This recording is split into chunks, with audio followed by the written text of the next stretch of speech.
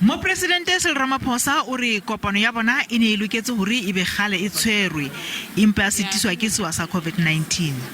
We meet at a time when our two countries, and indeed all countries of the world, are striving to recover from COVID-19 pandemic. Had it not been for the COVID-19 pandemic, this binational commission between South Africa and Mozambique would have taken place some time ago.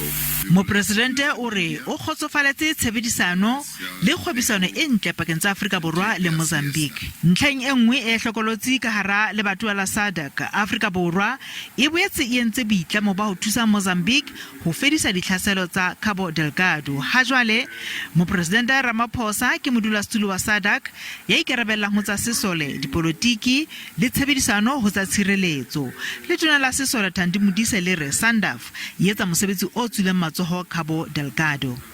I think we as South Africa must say thank you to our sons and daughters for firstly self-selecting, for agreeing to go and fight for a cause that is noble, which is the preservation of life.